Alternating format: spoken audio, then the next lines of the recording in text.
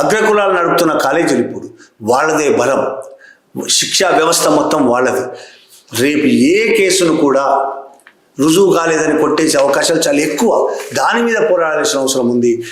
మిగతా ఏవైతే రెగ్యులేషన్స్ పెట్టాయో వాటిని కాపాడుకోవడం కోసం కూడా ఇప్పుడు వెనకబడిన తరగతులు, కులాలు పోరాడాల్సిన అవసరం. ఈ రెగ్యులేషన్స్ అన్నీ డీమ్డ్ యూనివర్సిటీలకు కూడా వర్తిస్తాయి. సెంట్రల్, స్టేట్ అన్ని యూనివర్సిటీలు, కాలేజీలకు అన్నిటికీ వర్తిస్తాయి. ఇవన్నీ ఎందుకు జరుగుతున్నాయి? దాదాపు ఈ 5 ఏళ్లలో విద్యార్థుల మీద వివక్ష పేరుతో జరుగుతున్న అత్యాచారాలు, దౌర్జన్యాలు ఈ 5 ఏళ్లలో గతంలో కంటే 118% పెరిగాయి. అంటే డబల్ కంటే ఎక్కువైపోయాయి. 100% కంటే ఎక్కువయ్యాయి. రోజు రోజుకు పెరుగుతున్నాయి. రోహిత్ వేముల లాంటి హత్యలు చూసాం. అనేక మంది అమ్మాయిలు స్కాలర్స్, రీసెర్చ్ స్కాలర్స్, ప్రొఫెసర్ల పెడుతున్న ఇబ్బందుల్ని, వివక్షని తట్టుకోలేక చనిపోయిన వాళ్ళు ఉన్నారు. ఇవన్నీ నేపథ్యంలో ఈ రూల్స్ వచ్చాయి.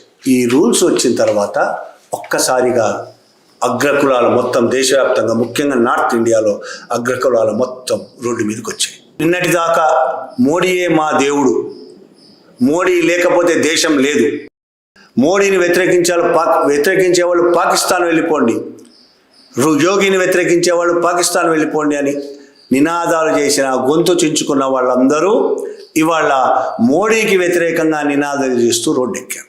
ఇప్పుడు వాళ్ళు పాకిస్తాన్ పోతారా, ఇంకెక్కడికైనా పోతారా అనేది వాళ్ళు ఆలోచించుకోవాల్సి వచ్చారు.